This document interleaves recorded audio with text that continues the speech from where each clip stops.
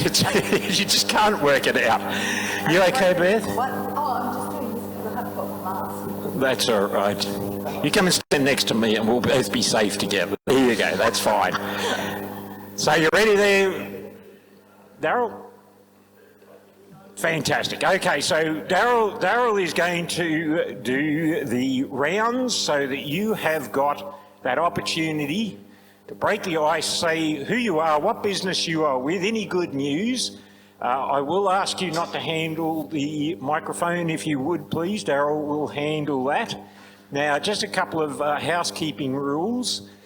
While you are sitting here, technically you should be wearing a mask and social distancing, unless of course you're eating or drinking, in which case you don't have to. So I suggest if you don't want to wear a mask, grab yourself a cup of coffee so that you're eating or drinking, okay? Make yourself real comfortable, that's what we want. But do adhere to the requirement. Ryan, come on in, mate, come on through. Do adhere to social distancing, particularly once you exit this area. While we are having lunch, fine, you can leave your mask off, but wash your hands regularly, and once you move past this area, do put your mask on to exit the building. Okay, so that's the rules as it stands. You must have all ticked off your names. Anybody not had their name ticked off? I think we've got everybody. I think, well, I'll check anyway if we can. And has everybody scanned into the Queensland COVID? Good, excellent. So we're all organised. Darryl, if you would please, can you please begin with by introducing yourself, and if you want at the same time your wonderful wife who's up there monitoring the Zoom link, and to Stephen here who always does a fantastic job. Hi everybody out in Zoom land, I'm Daryl.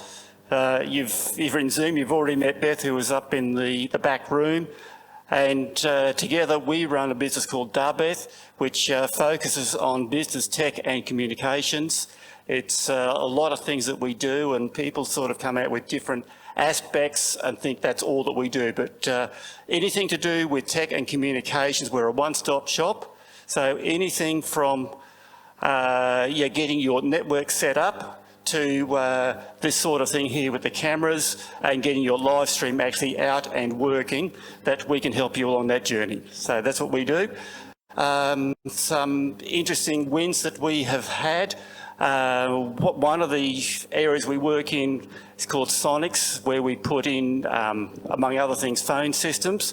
And we're just on the tail end of implementing a new phone system up at a 96-bed residential unit up at Toowoomba. So a new home care unit which just opened last week. First 2 residents have come in and we got all the phone systems and everything working in that. So that's been a big win for us because I managed to do it without stepping foot on site myself. So I'm really happy with that. Okay, so that's our story, and we have.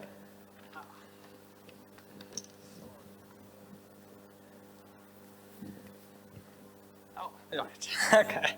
So my name is Ru Tianmei, and from the Link Asia Group. So what do? We help people win and keep Asian clients. So we help people either export to Asia, and China, Japan, Korea, or we help you to pitch the Asian community near you. So we also have a language school.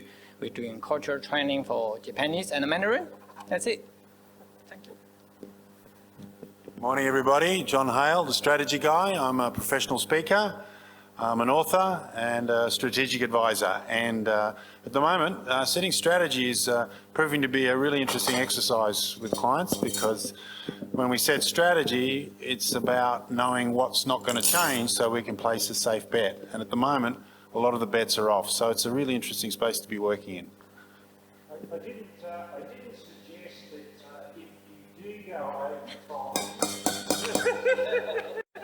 or if you start going into a sales field, all right? And he uses it. Hi everyone, I'm Ryan McKergow from Elaborate. I'm actually one of the speakers for today, so I may as well introduce myself then. Thank you for that, Ryan, and likewise with Yaz and Chris. Yeah, hi, I'm Yaz, the CEO and founder of the world's biggest garage sale. I'm also speaking today and looking forward to from everyone else. And my name's Chris. I'm speaking today as well, Arts Media Consultants.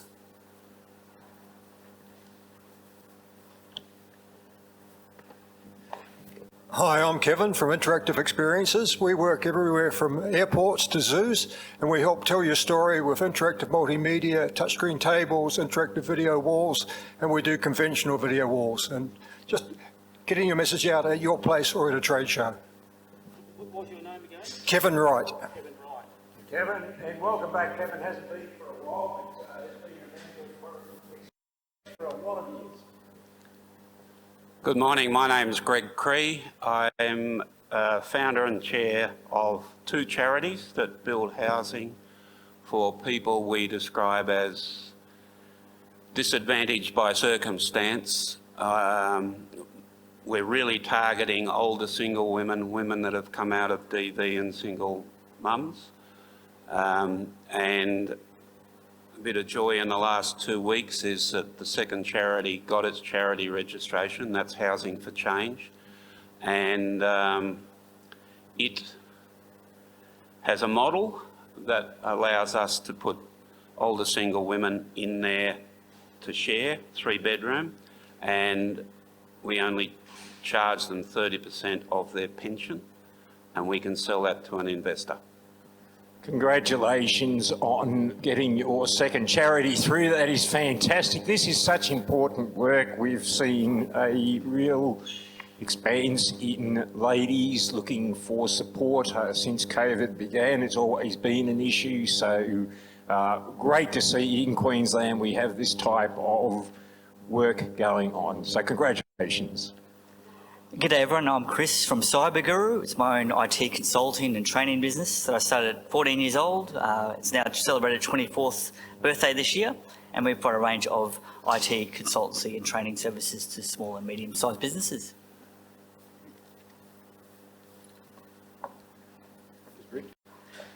Hi everybody, my name is Fiona Spence. I'm also known as the Excuse Eliminator. I'm a mindset coach, and the big excuses that I've been hearing this week are, I haven't got the time, and I've also been hearing lots of excuses around procrastination. Usually the I haven't got the time is actually a way to procrastinate. So that's me, Fiona Spence. And never short of an excuse to tell about her business either. Good morning everybody. My name's Richard Christa. I'm a philosopher and founder of the Facebook business page Ingenuity Through Philosophy. I help businesses be more creative and innovative and of course more profitable. So knowledge is power. If you'd like to learn more, just come and talk to me.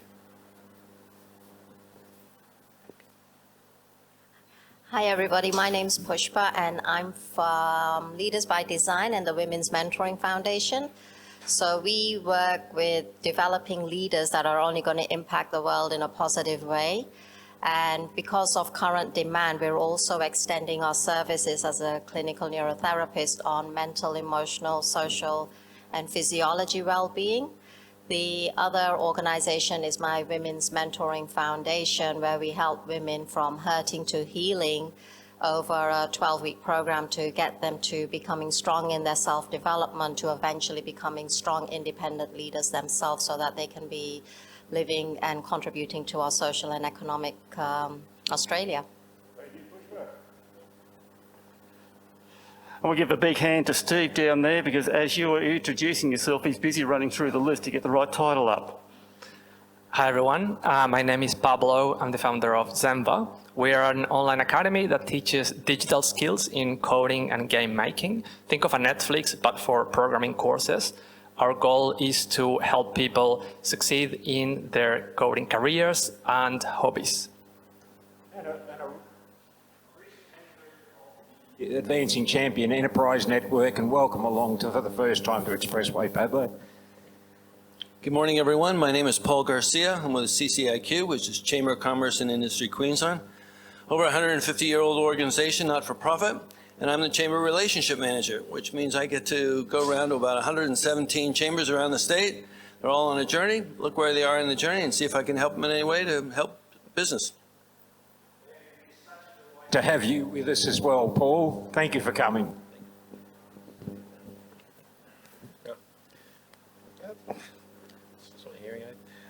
Good morning, everyone. I'm Mark Stevenson from Central Networks. We're a managed service provider. We help small businesses and medium-sized businesses outsource their IT, everything from infrastructure management to voice over IP to managed print.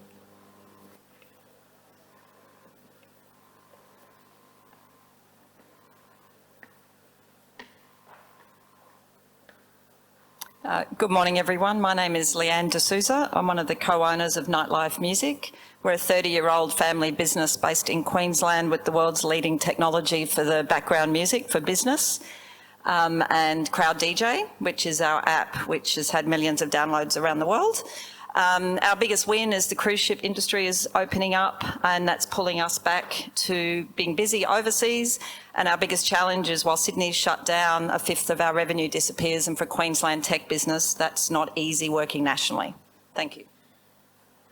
Wonderful to have you along with us, Leanne. This is an absolutely brilliant business, not just as a business, but what it contributes to community. So really appreciate you coming along, and I hope we learn a lot more about your enterprise. Hi, my name is Simon Dell. I'm the CEO of CMO. We are Australia's only labour hire marketing agency. Essentially, we hire marketing people on demand. So whether you're a startup or a small business that you just need a really good marketing person one day a week, or you need someone to cover a bit of a longer term maternity leave or whatever, Ian knows I'm going to speak for much longer. No. But that's pretty much it. He was getting ready there, look, just priming himself. No, that's us, so thank you. Hi, I'm Steve Shoughton from TAFE Queensland. I'm the Business Development Manager here in Brisbane. A couple of things happened in the last month. For those who were here last month, I mentioned that I was interested in rockets. Well, I've had a couple of meetings with state government and found out a couple of interesting facts. Space industry in Queensland at the moment is generating $760 million a year and employs 2,000 full-time people just in southeast Queensland. So that's an exciting opportunity for all of us, I think. The other thing is I found out that I've got 11 years to get into the Olympics somehow. I'm thinking swimming, could be weightlifting, I'm not sure. Watch this space. Good morning, I'm Fleur Duca from TAFE Queensland. I work in our program office and support the business development and commercial channel in ensuring that we have great alignment with industry and look at how we can collaborate to offer the right outcomes for our students and also for our partners in business. Thanks for having me along today. Good morning, I'm Tim Bevan. I'm the chairman of the IML Speakers Forum, but as we've got two speakers from the forum today, I won't steal their thunder. Thank you. Hi, I'm in the business of sharing leadership and organisational wisdom with other organisations, and I do that through the sharing of stories from frontline emergency service workers and the military and the medical field, and that's through the International Emergency Services Speakers Bureau. I'm one of those speakers, and I've been shot at, spat at, accused of corruption. I've fallen over cliffs and had roofs fall on the top of me and lots of other things. But the highlight speaker for this month out of that bureau is Commodore Martin Brooker, who just spoke recently in Queensland, and he's got a wealth of knowledge and wisdom, including about technology that he can share. So if you'd like a great speaker, give me a call, GT and Associates, Graham Tom. Things happened to Graham before he even got out and spoke. Hi everyone, my name's Thomas Pollock, founder of Think Learning. We do a few things. We've got a digital platform which helps Queensland small, medium-sized businesses diagnose their strengths and weaknesses when engaging with government or when trying to open up government revenue. We also develop custom government engagement plans for Queensland small businesses. The last thing is ultimately we help them win government business. So yeah, thank you.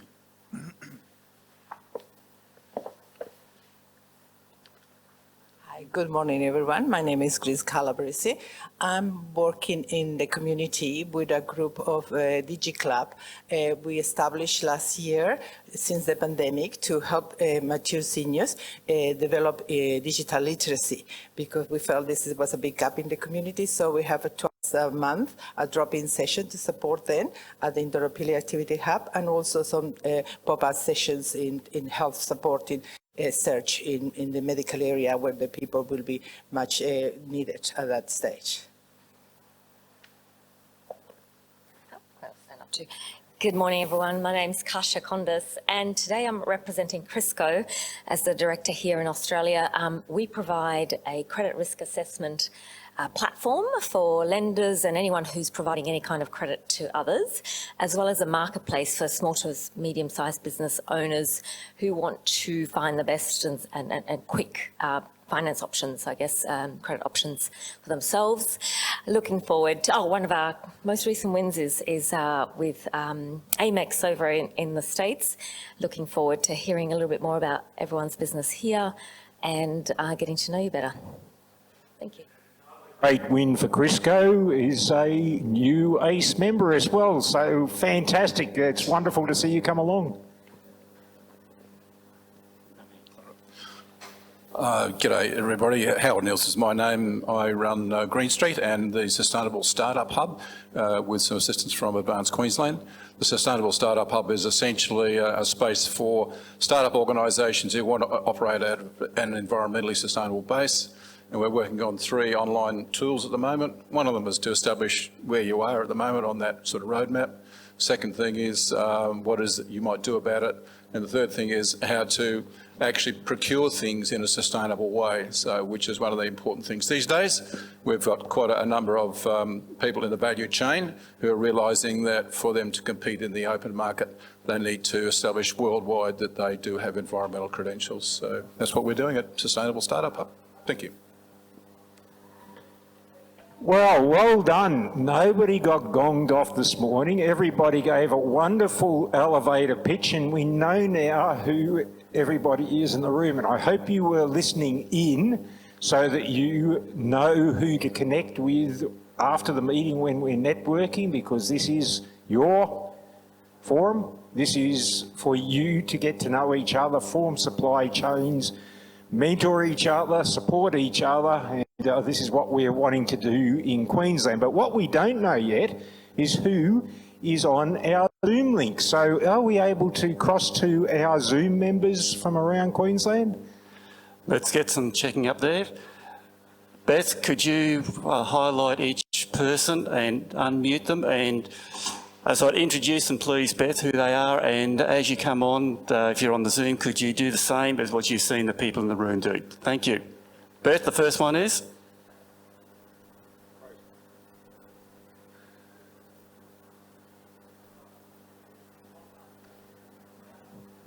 I think Stephen's got it worked out, let's hope. We seem to have some strife with Zoom each meetings. That's the wonders of technology.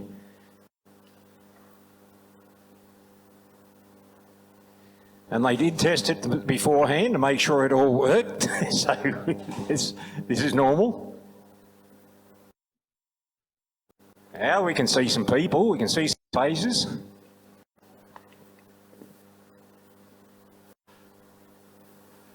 Yeah. Okay. Karen should be on. Karen, can we hear you? Karen. Can you see me, hear me? Yes, we've got you loud and clear, Karen. Well done. We can see you too. Okay, great. Well, I'm from Cabinets Online, and we are wholesale manufacturers of all whole-of-house cabinetry for your builder or your cabinet maker or designer who's completing your renovation. And so our big win this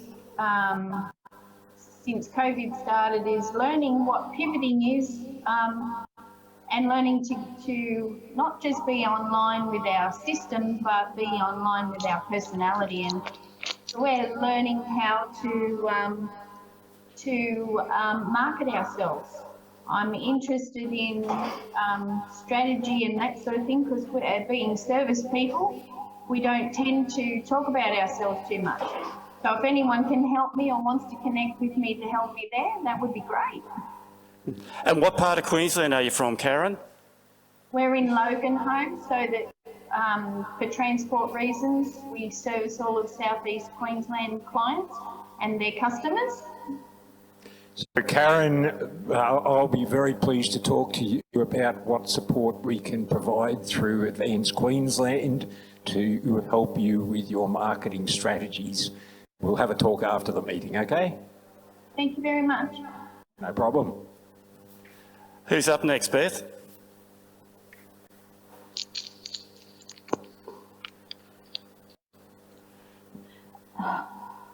Sorry. We have sorry up next. There you go. Right, next will be Ash. Hi, can you hear me? We can hear you, we can see you. Hi, I'm Ashok Kanakaraja. I'm in the process of developing a brand new startup, and which is to help companies reach their full potential. It's come from my experience and my colleagues' experience. We have put together a systematic methodology and a blueprint, which we are deploying it to help companies starting from their purpose and optimizing businesses and actually platformizing it if they need to be. So taking them for the full development cycle, designing it for them and helping them to get to the next level as fast as possible. So we've got a program which we are implementing it now. So if anyone wants to join me in that program, at the moment it's going at a pretty much bargain price, and because we are looking for beta customers, and we would be inviting you to come along, and there'll be a lot of... All right, Ash, no touting. No touting, come on. Okay. Look, Ash is also a valued member of the Institute of Management and Leaders Speakers Forum, so it's great to see you along, Ash. Who else got there, Beth? Actually, that's they're the two that want to talk today. Okay, if they don't want to talk, that's fine. Welcome to all the others who are there. That's fantastic. With that, everybody please give yourselves a round of applause because that was a great effort. Well done. And it's now with great delight that I get to introduce some very special guest speakers. And I say very special, we are privileged to have our guest speakers here today. Each of them is a professional, well-known and top of the field in their own right. And the valuable time here today, I'm sure, will be bringing you skills, interesting stories, and a way forward for your business. So to begin with, I'm not going to steal his thunder by speaking a lot of him, other than to say I have had the pleasure of listening to this gentleman on a couple of occasions, and you can't stop learning as you listen. Very professional. Please welcome my friend, Chris Willems.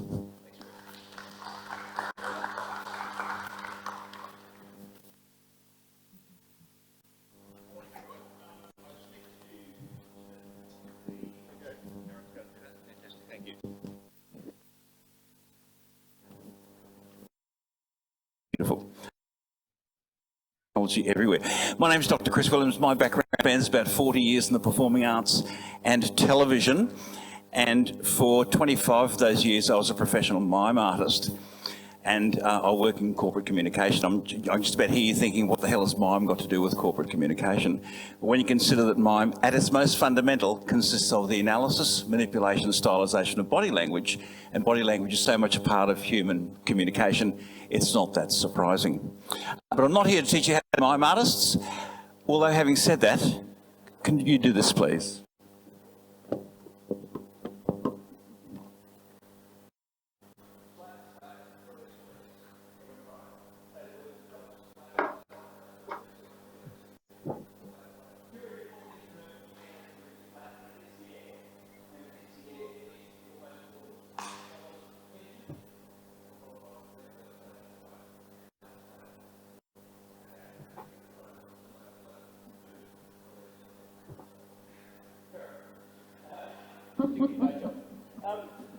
We're supposed to do that as well.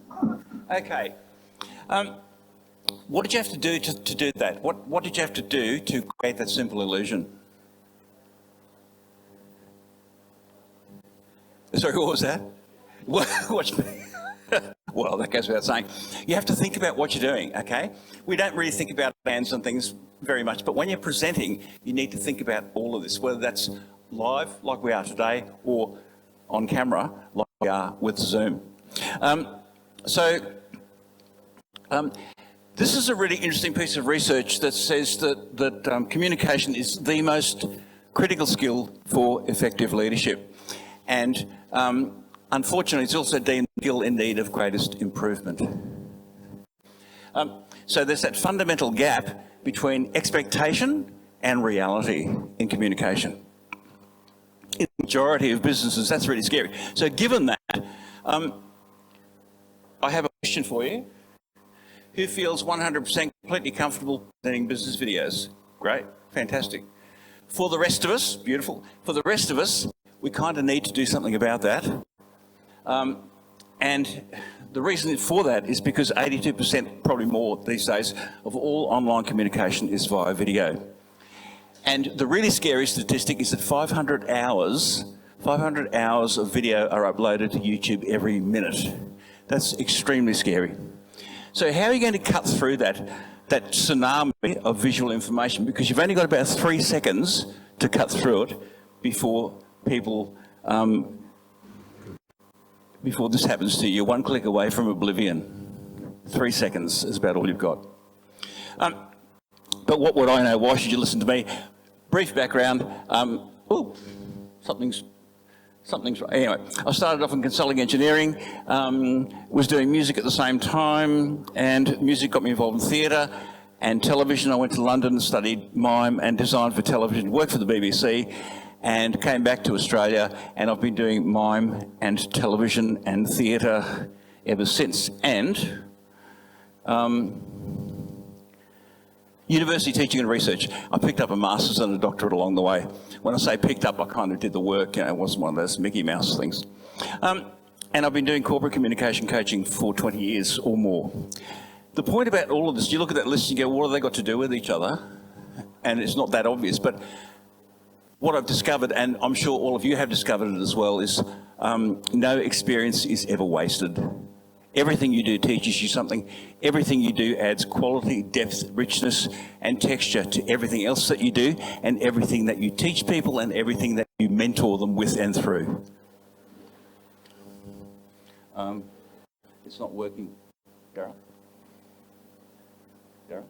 Oh, okay. Darryl's fixing up the tech. Oh, there we go. So the question you're asking yourself now, right now, is how is this relevant to you?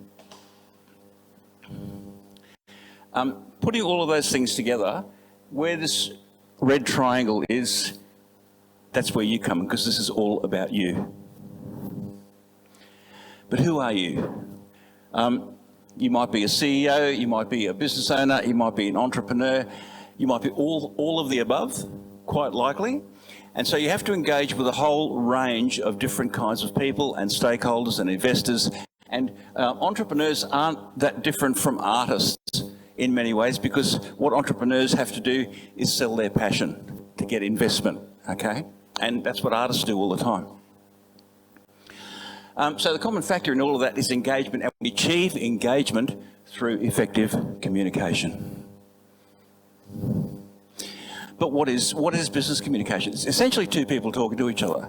Online business communication is those same two people talking to each other via some kind of screen, like Zoom. And the irony is that the more we use technology, the more we need that human engagement. It's really, really important. Because it's about building relationships, it's about getting to know people and establishing a rapport. So for me, the crucial consideration in all of that is keeping it human, and that raises the question, how do we achieve that human engagement in this highly depersonalised digital environment like Zoom? Let's have a quick look at some good things about video. It's repeatable and it's cost effective. You record it once, you can play it any number of times in any number of places. It has a global reach and therefore a potentially huge audience, and therefore it might even go viral. Some not so good things about video are that it's repeatable and it's cost effective, but if cost effective equals cheap looking, it can also equal nasty. It has a global reach and a huge audience, but if that huge audience doesn't like what it sees, then you're doing yourself a serious disservice and your business a serious disservice. And I'm sure we've all seen things that have gone viral for all the wrong reasons. You don't want to be part of it. The issue with video is that you're looking into the camera lens and it doesn't feel natural at all. It's never going to feel natural. It feels really weird. And you can't maintain eye contact with it. Your mind goes blank and you forget everything that you wanted to say and feel ridiculous talking to that inanimate object, i.e. the camera lens. And because of that, your voice can sound flat and boring. And most of all, welcome to the human race, we hate seeing ourselves on video. There's a wonderful renowned Australian social researcher by the name of Hugh McKergow who's written this fantastic book called What Makes Us Tick. And Hugh McKergow says the most fundamental desire driving all of us is the desire to be taken seriously. And I would suggest in the professional business context that is amplified by a factor many times. Get hold of that book, it's fantastic.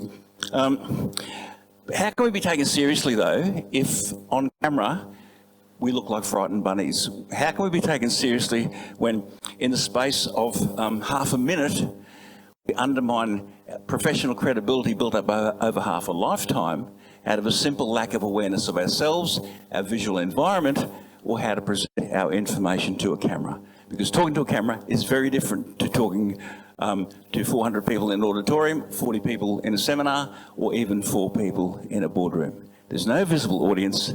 There's no feedback, there's just this piece of glass. And for most of us, this piece of glass is surprisingly intimidating. So what I want you to do now is to look deeply into this piece of glass, where these lights converge. I want you to look deeply into that and say to yourselves, but out loud, this is my best friend, not my worst enemy. You ready? And this is my best friend, not my worst enemy. So when you're making videos, there are a number of factors to consider. The whole stack. These are just a few of them. And the challenge therefore becomes how to accommodate and integrate and reconcile all of those factors. So how do we achieve high impact, credible business videos without breaking the bank? The answer is literally in your pocket.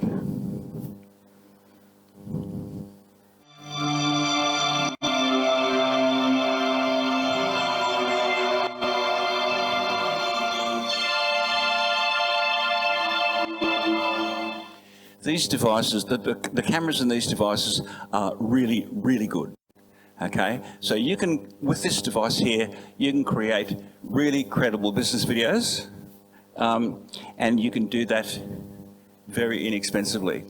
And it's not just me saying that. Someone who knows a lot more about cameras and filmmaking than I do, Sam Mendes, who directed Skyfall and 1917 and various other really good movies, says of phone cameras, these cameras are very, very good. So everyone can make a film, however, not everyone can tell a story. So what's your story? What's your business story? We're about to find out. Because what I want you to do, take out your phone, turn it on, or your device, other device, turn on the camera, and what I want you to do is to create a 15-second video right now. You choose the topic, and you've got 1 minute to do it. That's a 4-to-1 shooting ratio. That's not too bad. Bit tight, but that's not too bad. So I'll time you with my beautiful clock. And so for the Zoom people, you're doing that as well. So 15-second duration, you've got 1 minute to shoot it. Off you go.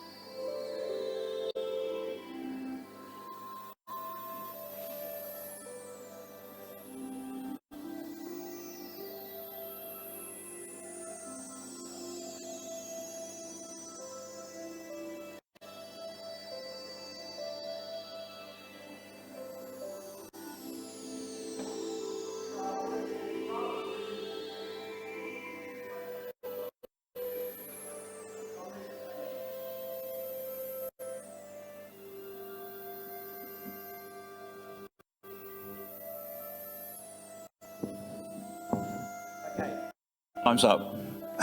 Sorry to interrupt your shooting. How we go? Yeah? Let's have a look, shall we? Let's have a review. Who went vertical and who went horizontal? Vertical? Who went vertical? Yeah?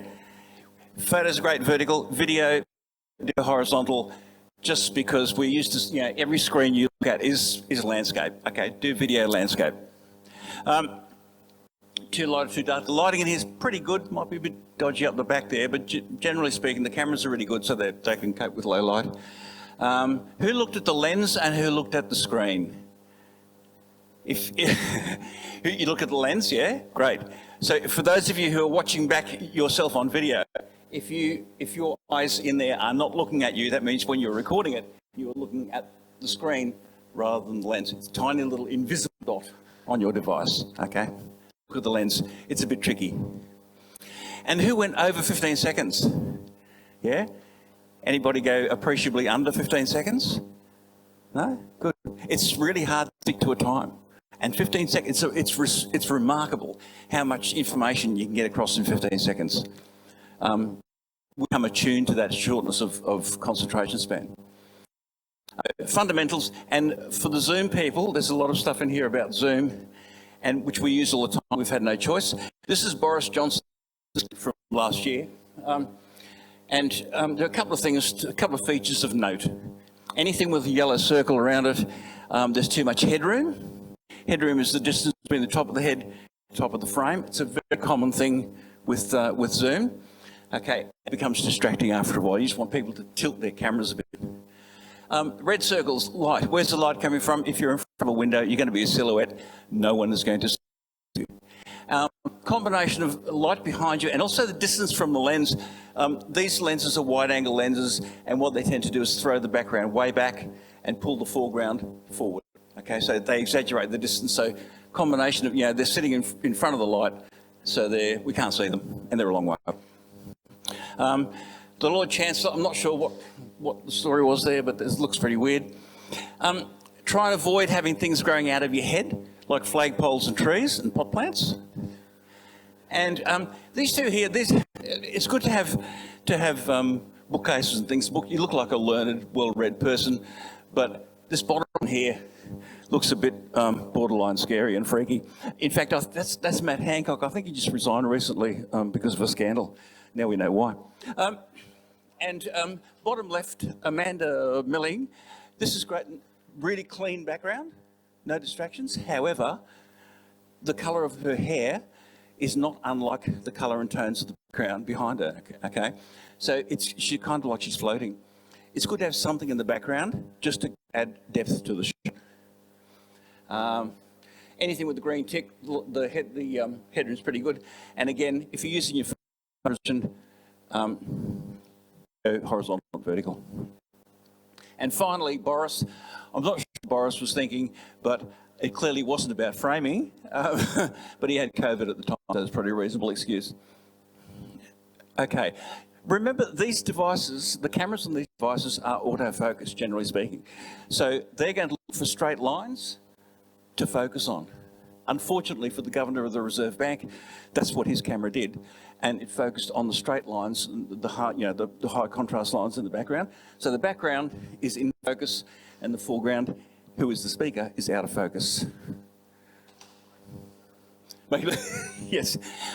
So you have to ask yourself these kinds of questions if you're doing Zoom. Do you have too much headroom? Is the camera angle too... Are we shooting the up the nostril shot, which is another common one? What's your distance from the lens? Remember, it exaggerates the distance. Where's your silhouette? And what's in your background? Is it in focus? Do you have a tree growing out of your head? One of the most fundamental things about human communication is eye contact. And again, we need to focus. When we're looking at, we think we're making eye contact with these people on the screen because we're looking at them, but what they're seeing is us looking down there somewhere, okay? Same deal, the camera is up there. You need to, when you're listening, it's okay. When you're speaking, you should probably be looking at the lens rather than the screen. So it's about keeping it human. It's also about keeping it you, because fundamentally, we need to see the authentic you coming across. And why that's important is it's all about perception. If you look at these three journos here, they're all really experienced journos. Two of them are comfortable in a TV studio. The third is not. You don't have to be an expert in language to work out which person is uncomfortable. Okay? Very credible journos, all of them, but one looks out of their depth. Your content. Why would I need a script, I hear you say? I know this stuff so well, I talk about it till the cows come home. Trouble is, that's exactly what we do. A script keeps us on track, to the point, and prevents us from waffling on with superfluous stuff, losing the thread, and making our footage very difficult to edit. Whether it's a word-for-word and formal or a dot-pointed conversational approach, your script is your most fundamental planning document. It's your narrative, your guide, your waffling safety net, and some of you may have noticed that that middle script is exactly what I said. So what's your story? Who's your audience? What does your story look like? How do you repackage it for the digital context? Now this is, in live presentation, 55% is body language, 38% is how you sound, 7% is you say. So if these things aren't working together, if they're incongruent, no one's going to take a blind bit of notice of the 7% of the words, okay? When we translate that in, you as a presenter are really important. Of course, you are live as well, but because you're in a frame, it's concentrated, it's amplified, and the visuals around you become super important. So what do we see? What do we see besides you? What does your story look like? If you look at these three photos here, we've got a corporate look, a holiday look, a nightlife kind of festival-y look, all right? Every picture tells a story. Every story evokes pictures. If you can show a picture, we know what you're going to be talking about in broad terms before you even start talking. And that means you can say fewer words. So always consider your background. Always check your background. Some people don't.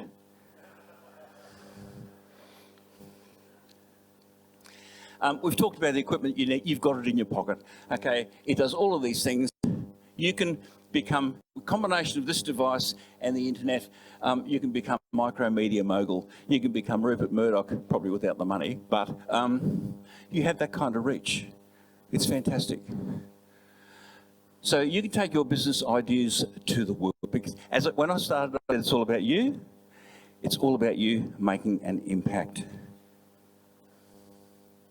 So these are the kinds of questions you need to ask yourself and tell yourself that the camera can enhance your message or undermine it, depending on how well or otherwise you use it.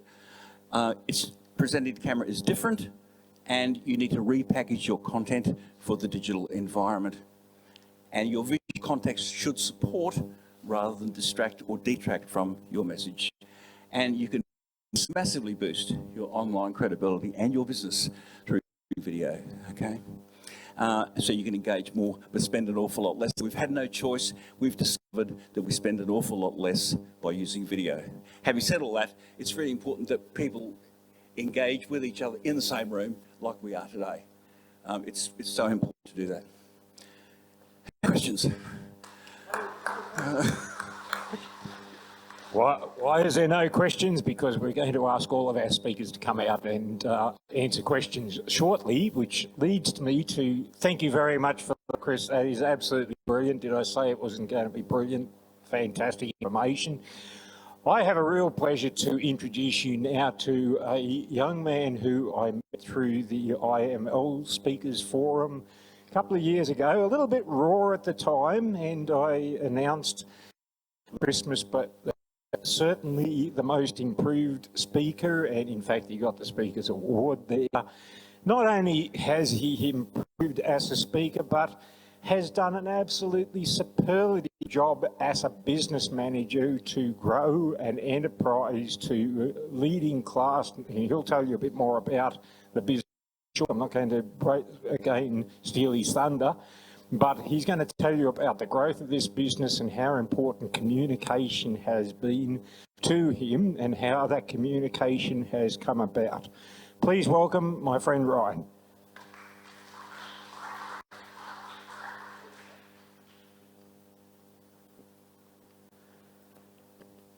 Switch around because I'm a lefty. So Chris's talk was actually very useful for me because as soon as I finish this presentation to deliver a business briefing to all of our company via video. So his tips were incredibly helpful in thinking about what I'm going to be doing in just over an hour's time. But today I'm here to talk about the perfect sales pitch. And it's something of great importance to any entrepreneur, really any professional.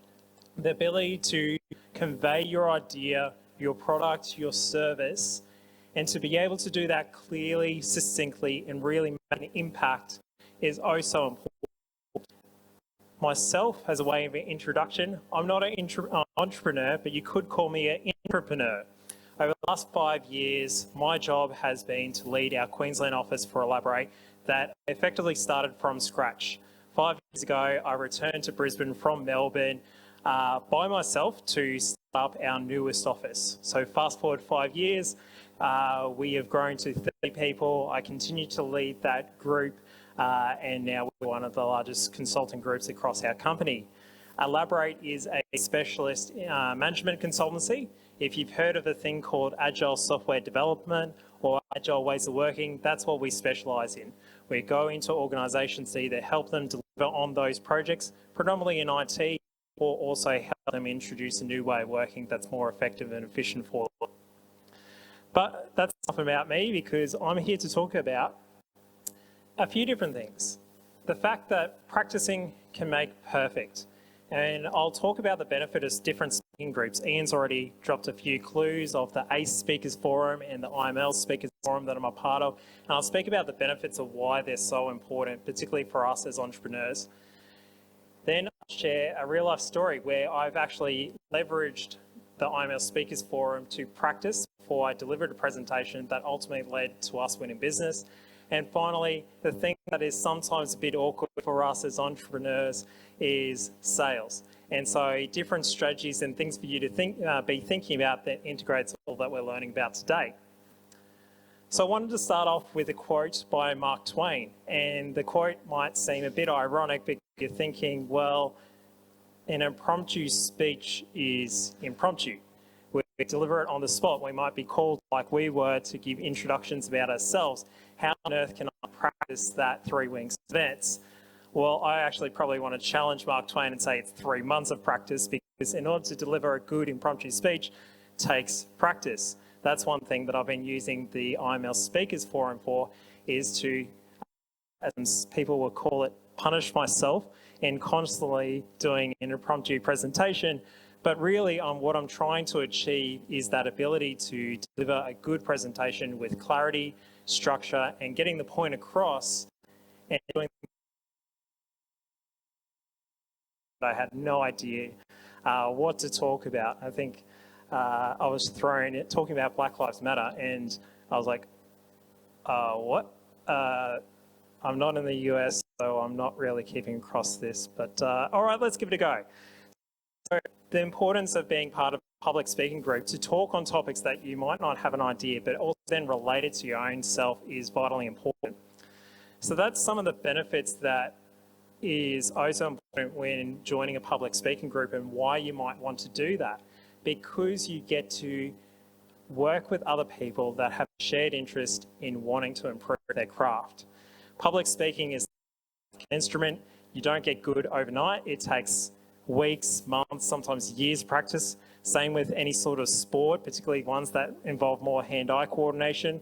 If you're a fan of the Olympics and watching at the moment, my favourite sport, having played it for a number of years, is hockey, and sport that involves a lot of action. And the point is that practice helps get to perfect. So that's something that a public speaking group can help you with, be able to do that. But then the other benefit is that you are able to seek feedback. Think about things that you're doing well as a speaker, things that you can improve, and there's always things that for us to improve. As much as we want to be perfect, it's never possible, but we can always strive for it. And so where you can practice that public speaking, get feedback, and then ultimately improve is really beneficial. So that's why I've been involved in the IML Speakers Forum for the last 2 years. But it's one of many different groups. So Ian organises the ACE Speakers Forum, which is aimed at entrepreneurs, so to be able to learn from your peers and practice in a safe space. We always welcome new members to the IML Speakers Forum. We love having people, a number of people in this audience online have been part of the group as well. But then there's other organisations that you're probably familiar with, Toastmasters, Rostrum, organisations that have been around for a number of years, have quite a structured program, sometimes a bit competitive. So if that's what works well for you, then that's great. But I think what's really important is finding a group that you feel comfortable with that works well for your style and what you're trying to achieve. Because most of us don't really like public speaking, or the fact of getting in front of other people can make us nervous or anxious. And certainly I still get butterflies before I'm about to present, but the more you practice it, the more you get comfortable with it. And so that's why it's so important, particularly when we're all trying to convey our idea or our product or service, get the message across, because we're trying to help other people. And our businesses help other people by doing that.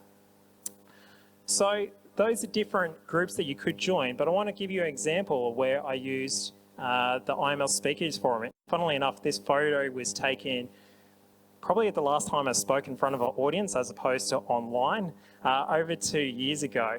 And so a number of members in this audience were part of the group that actually gave me feedback. So what I was trying to do was deliver a presentation at a meetup group, they're special interest groups, and given that Agile is my thing, I was talking about effectively the lifestyle, the adoption cycle of Agile within Australian organisations. But what I was also trying to achieve was I've been talking to someone within a local government council here in Queensland about wanting to help them and help improve their way of working. So in consultation with him, we targeted the meeting at their organisation, at their venue, and also tailored the message of the presentation that would help resonate and get buy-in from people he was trying to influence in order to help them on their journey. So I practiced in front of our speaker forum ahead of time, gave him that context. Hey, I'm trying to do business with this person that I've been speaking to for some time. Here's what I'm trying to convey with my message. And the message that I delivered in front of the speakers forum was a different presentation to what I actually did the next day, because I took on their feedback, and there was actually some really important points of explain why it's important to move to Agile way of working. Because we can work more effectively together. We are collaborative. We can actually focus on what's the most important thing to be doing rather than trying to do a bucket list of everything possible. And so that feedback was incredibly forward. So long story short, I achieved the goal. I was able to deliver, or our organisation was able to deliver training to this local government council and help them on their journey. So that was just one example of where I've used the speakers forum to be able to improve a presentation, and you might be able to do that through the ACE Speakers Forum as well. Maybe you've got a pitch for funding coming up, where you could do that to be able to perfect your message. But you might have noticed throughout that story I was talking about sales, and like I mentioned before, it's this thing that can be a bit icky for us, particularly if we're really strong and say maybe what our product or our service is, but we hate selling ourselves. And when I moved back to Brisbane 5 years ago, I'd never done sales before, done business development, or this thing that I've learned called prospecting that I'll talk about in a moment. And I was a little bit kind of nervous about it. You know, naturally I'm introverted, and the thought of talking to lots of different people and having to try and call someone was a bit terrifying. But it's actually something that's incredibly important for us as entrepreneurs to be able to practice that, and helping with public speaking can help build your confidence to be able to do sales and business development. Because ultimately, we've only got so much runway in the different businesses that we run, depending on whatever your cash levels are. You need to bring in revenue to keep your business afloat. So I want to talk about a couple of different things to be mindful of with sales, in that it's a short and long-term game. You don't just need to be focused on the short term, bringing revenue in to keep your business afloat. You need to be thinking about what organisations or what customers should I be targeting and working with that helps us be a sustainable business organisation.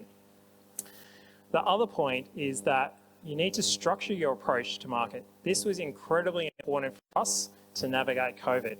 So I'll share with you a template that I'll talk to a few different examples that's helped us in that. So for us in Elaborate in our Queensland office, we've used an approach of thinking about what are the industries we want to work with, and then what organisations do we want to target and at what ratio, whether it's existing customers, past customers, or new. The ratio for you might be completely different, but let me tell you a bit of a story as to how this template has helped and this approach has helped us. So at the start of 2020, I think most of us would remember it was a booming time. And we'd heard about this thing called the coronavirus happening, but we kind of, including myself, were a bit naive about what the impacts would be.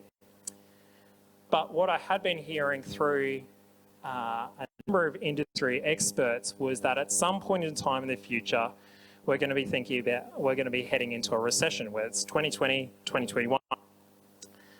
Now, who would have known that a global pandemic would hit us and that would rapidly accelerate a recession?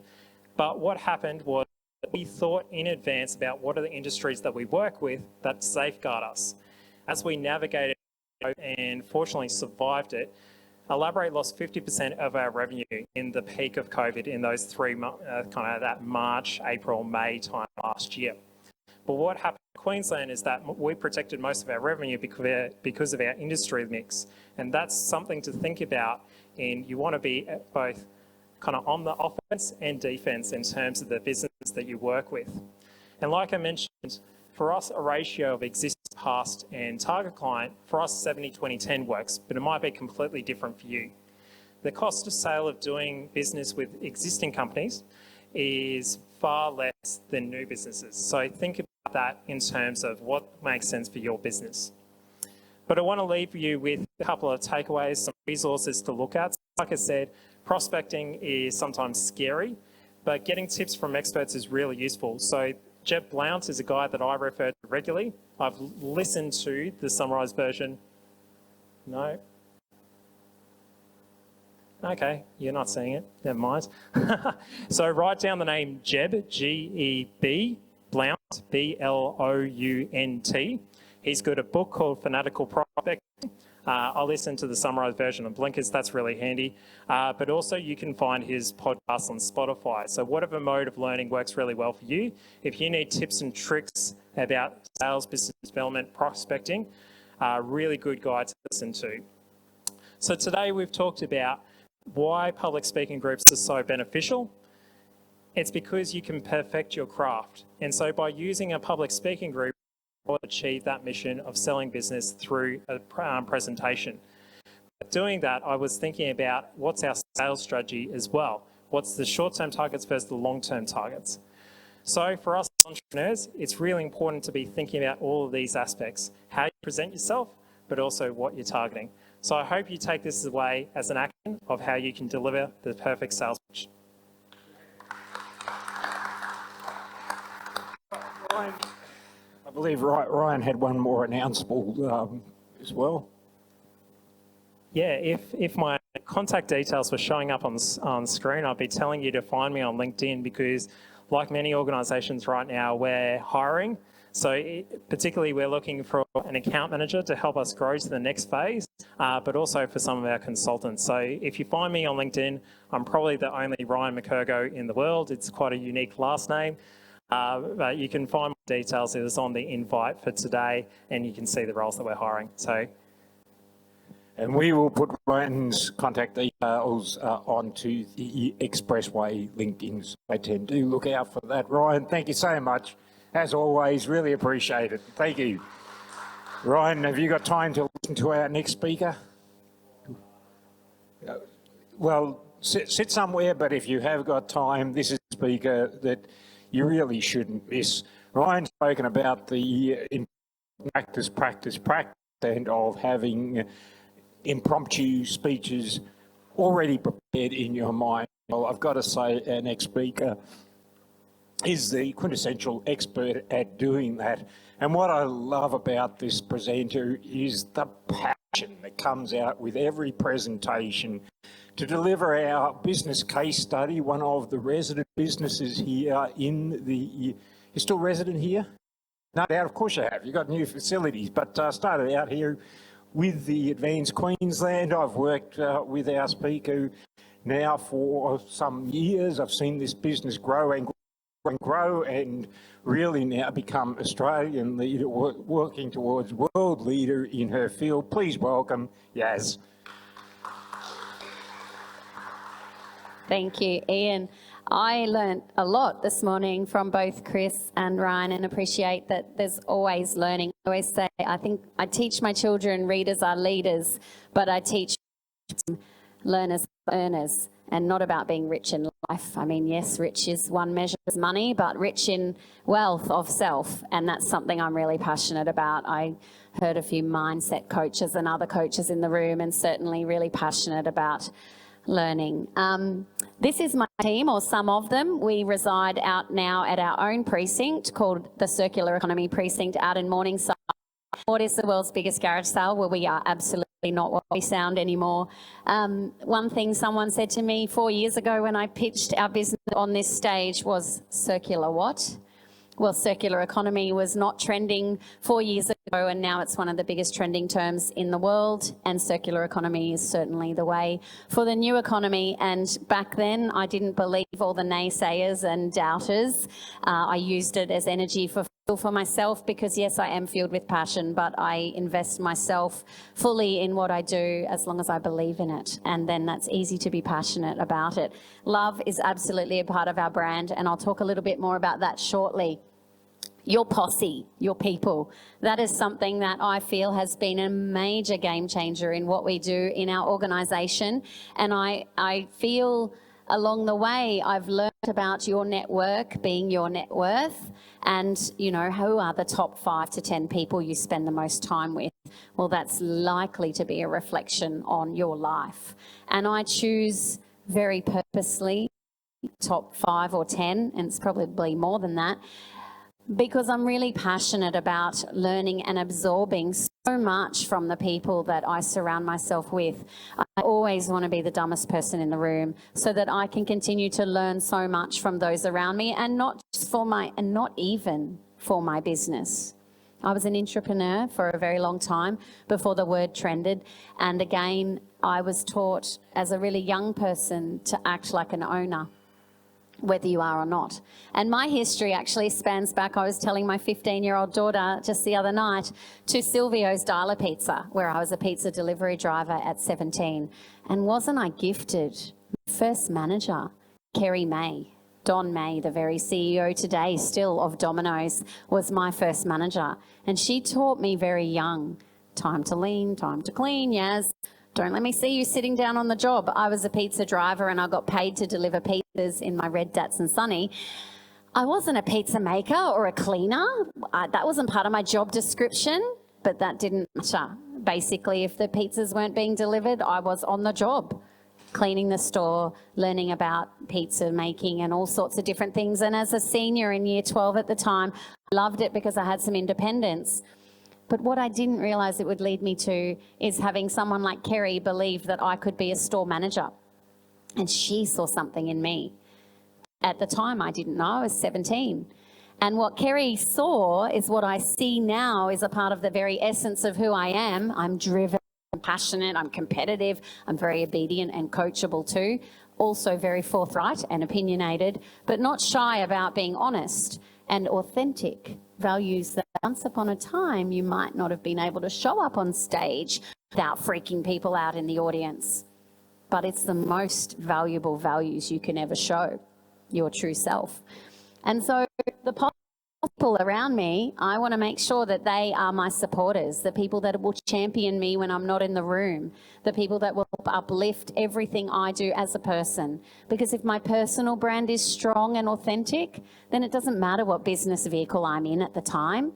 My brand is the authentic thing, the vehicle of who I am and what I do. And so I'm really passionate about ensuring that that's what we teach. The business is really irrelevant, because effectively it's you that people are buying, you that they trade with, you.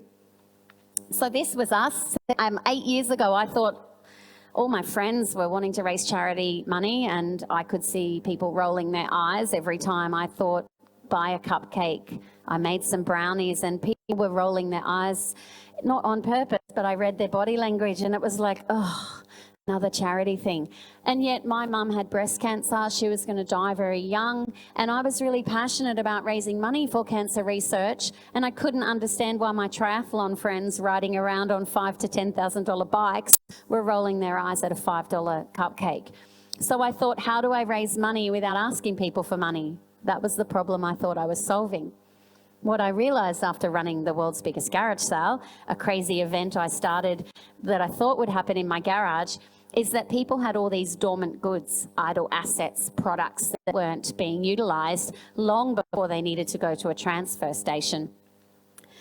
And in the giving of their goods, we ended up raising $15,000 in a single day at this local garage sale that I started, thank you.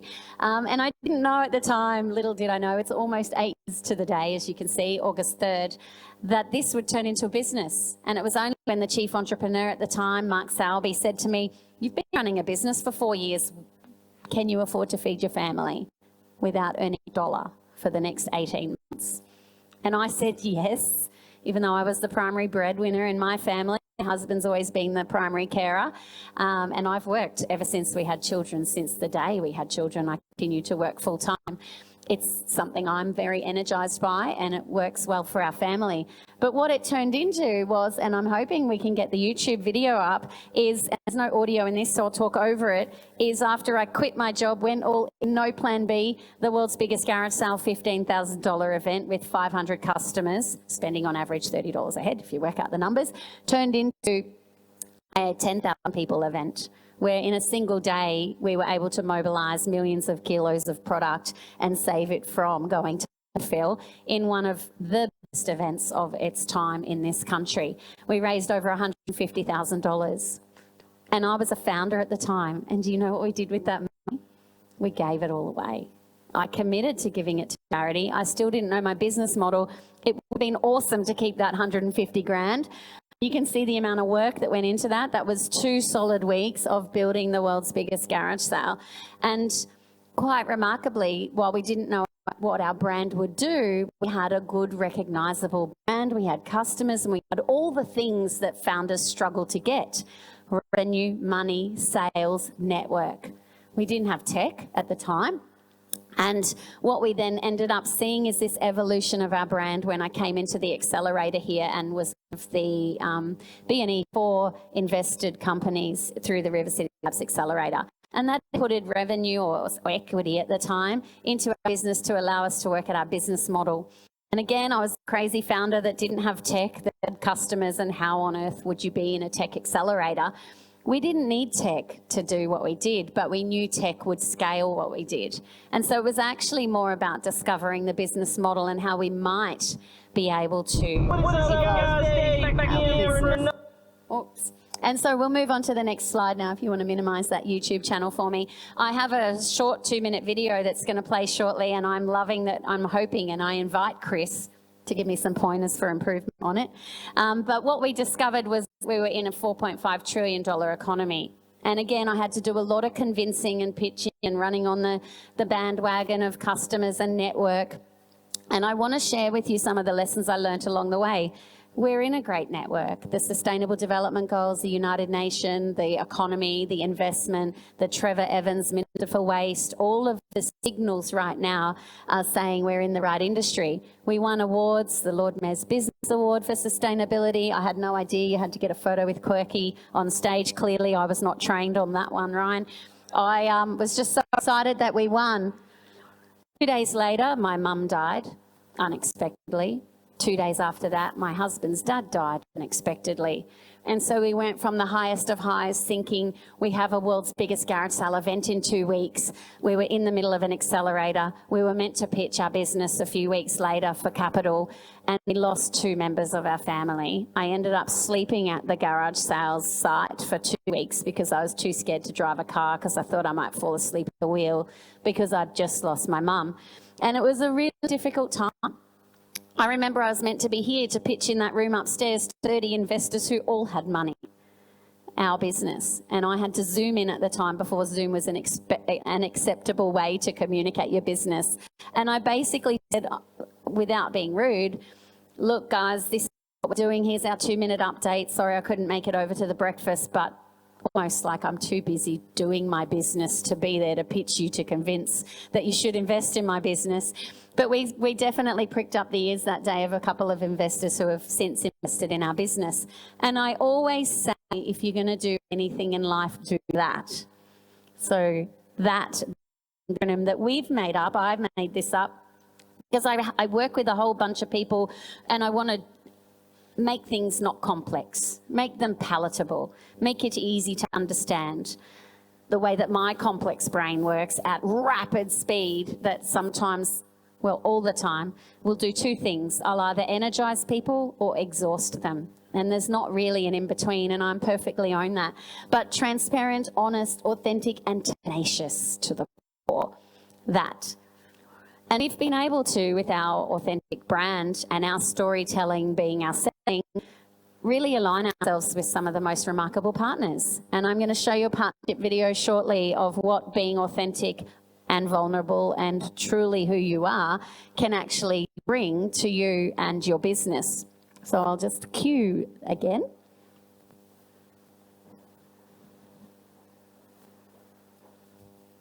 And your great advice, Chris. I learnt to love myself on camera so that I don't cringe when I watch myself back.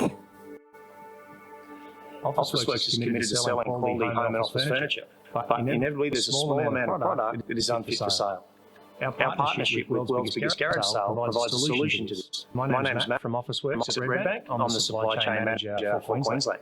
Morally and ethically, professionally, we have a responsibility to ensure that we don't send damaged products to landfill. We have a duty to the community as a business, as the ethical business that we are, to make sure that we sustainably source in the first instance, but then when given the opportunity, we can recreate and reproduce a second life for a product. It's one of our community pillars to ensure that we work with partners like World's Biggest Garage Sale to drive this and raise awareness to it as well as to what can be done.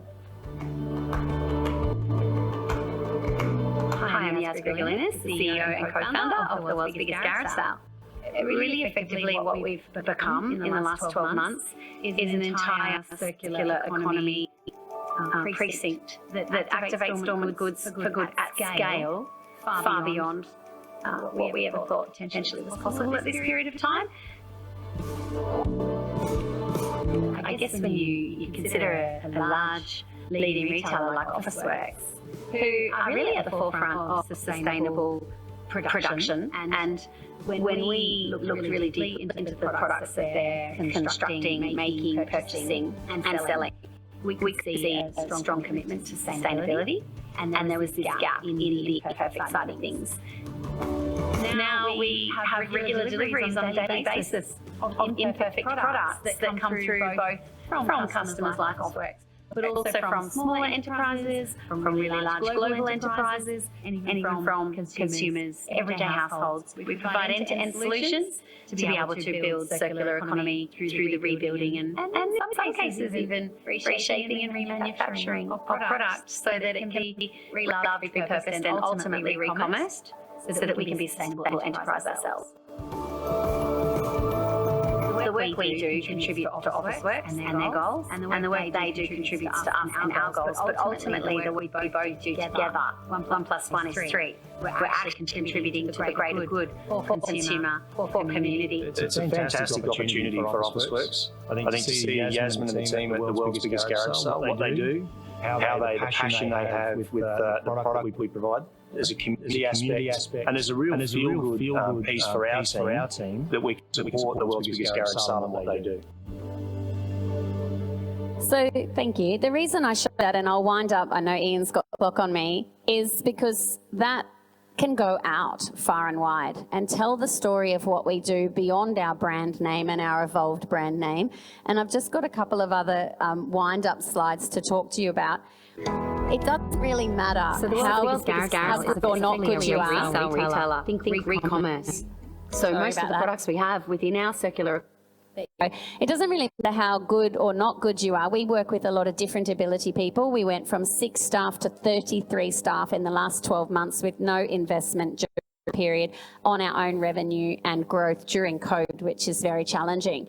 because we knew if we didn't, we would die. So we did what we had to do to survive. And if I can just get those last couple of slides up, I said to my team, effort plus execution equals evolution. So it doesn't matter how smart you are, what your pedigree is, whether or not you actually have capability and capacity. If you make the effort, you work hard, and you believe that you can execute and you go and do the doing, it doesn't matter how little that might be, you will evolve. We also talk and more real. So when it hurts, it's okay. And the pain is not your enemy. That is where you get your gains. So when you're in the dark, deep tunnel of doom, it's not when you quit. That's actually when you grit. And for us, we talk openly about love being the next disruptor in business. And this is the human.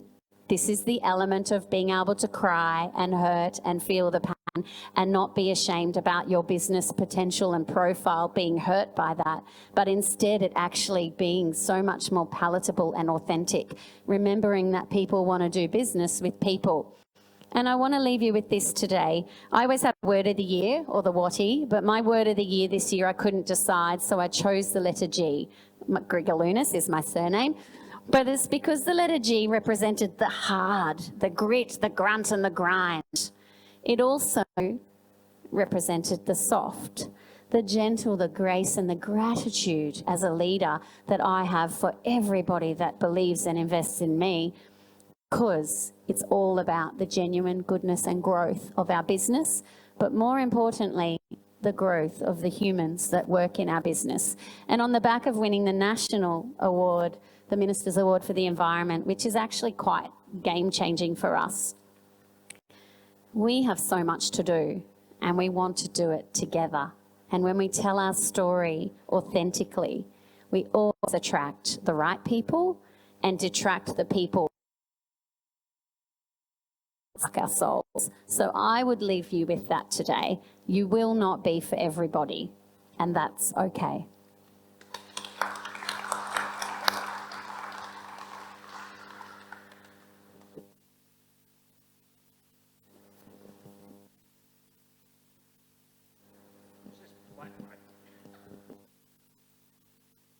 I think I've got, yes, it's working. Hey, hooray. Did I mention that I love working with high growth enterprises? Why do I love working with high growth enterprises? Just the passion that comes out, the drive. People who see the future, want to get there. They're not going to be overcome by barriers. And how much is communication an important part of every single successful business? So we congratulate you. I did say we'd have a Q&A panel. We are a bit short for a Q&A panel, but I will invite one or two questions if you have them for any of our speakers. One important one coming from Paul. Paul.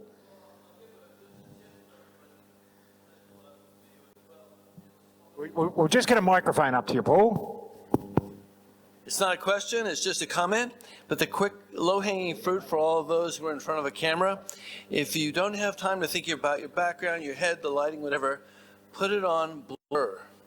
If you blur the background, there's people walking by you, dogs, kids, whatever lighting, it helps immensely until you get to that point that he was talking about where everything is perfect.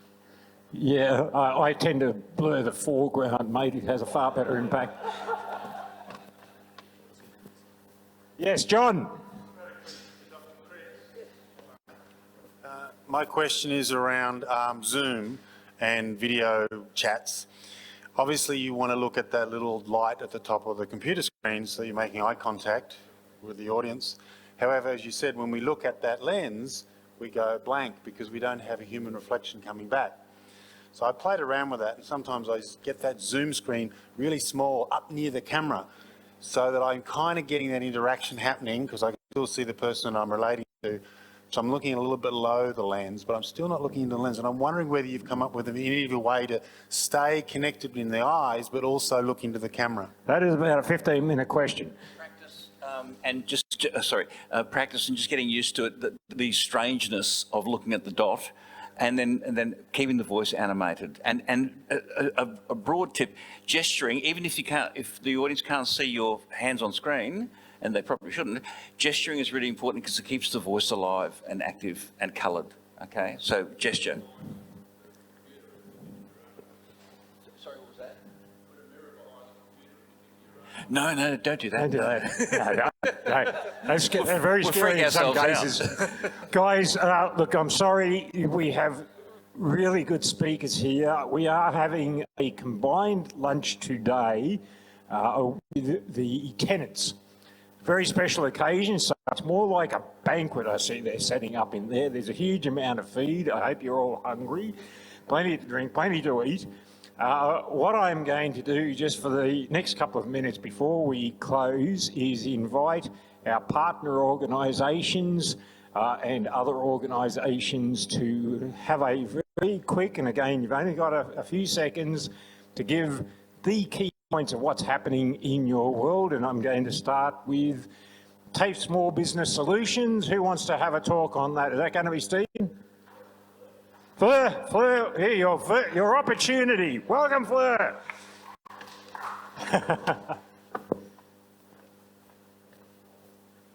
Oh, yeah, hands off. Sorry. For those who aren't aware, TAFE offers a Small Business Solutions, which is a mentoring program for small businesses and startups, which is why we're involved in networking events and functions such as this. So if you are a small business that's looking to sort of progress to the next level, we do have mentors spread across Queensland, all of Queensland from southeast right through to north, that are very happy to come and speak with you and sort of work with you and hook you in with the right networks. Thank you. We really appreciate the support of TAFE Small Business Solutions, and the TAFE in the past has had a reputation of that junior college. No, TAFE is a very professional organisation. Business Solutions is top of its field. The programs are second to none. The wealth and cost associated, so much subsidised by the government, you can't go past it. It really is brilliant stuff. I commend it to you. I'm going to ask if we can, just to make Daryl do some running around, he needs the exercise, if we could get... RDA, do you have a word? Daniel, thank you, mate. Yeah, Daniel Maloney from RDA Australia, Brisbane.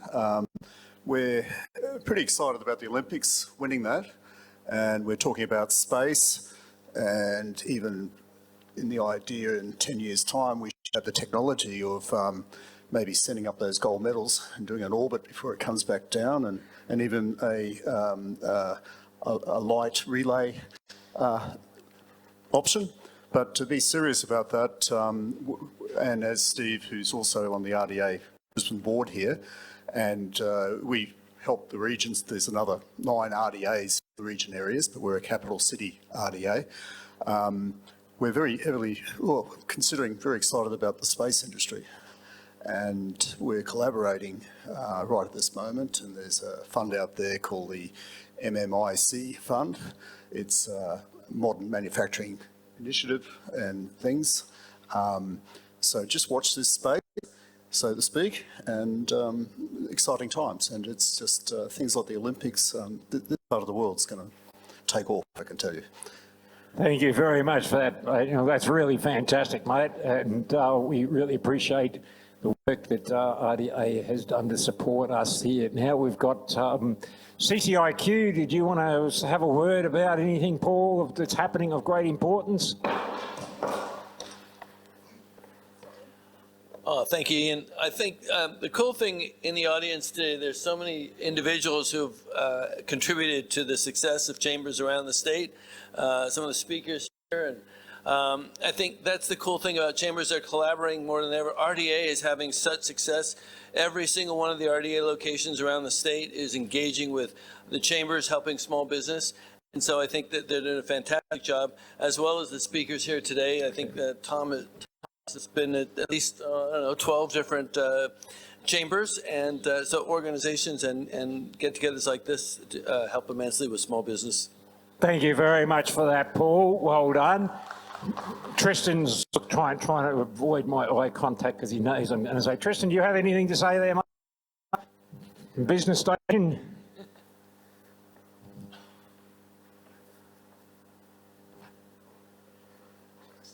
Okay, I'll sit down. Yeah. So, yeah, we're still in the process of kind of transitioning to the new program. One of our primary roles in Queensland, WA and the Northern Territory is to the new digital solutions program. It used to be called ASPAS, or Australian Small Business Advisory Service. So that's being changed quite considerably and has an increasing focus on digital solutions, as you'd expect. So the use and adoption of small business software and tools and strategies relating to succeeding in the online world is the predominant focus. And yeah, it'll be another couple of weeks before we have finalised details on that. Thanks, Tristan. Really appreciate that, mate. And welcome. Great work happening in Queensland. We had a question from one of our Zoom participants that I'd like to put to Yas, if we could. Yas said something about the needing so much to focus on scalability, capability. If you have effort and execution, could she have maybe another minute to elaborate? You've got a minute to elaborate on that, Yas. Okay, thank you. So effort plus execution equals evolution. The formula is actually it was formed because we have 50% of our staff have different ability. So we don't use the word disability. And different ability means we have autistic young people, we have older people, we have people who have never had jobs before, and people who have come from trauma or challenge. And they think automatically they're not good enough. So how do we overcome that? We talk about effort. Did you turn up today? Did you do what you said you would do? Did you get your stuff done? And if you make effort and then do it, as in execute, GSD, as they say in a startup community, get stuff done, and just do it, then you yourself will evolve every single day. And that effort plus execution doesn't matter how smart you are, how rich you are, how capable you are, what your resume looks like, or your pedigree.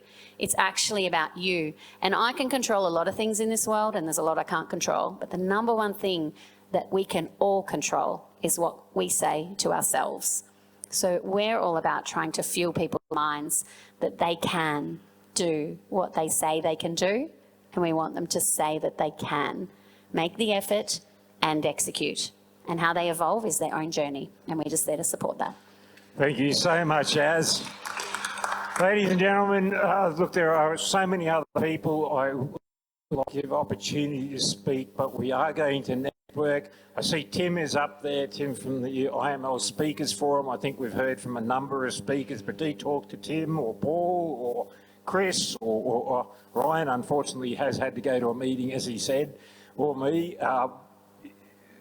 Do get involved, do enjoy the lunch with us.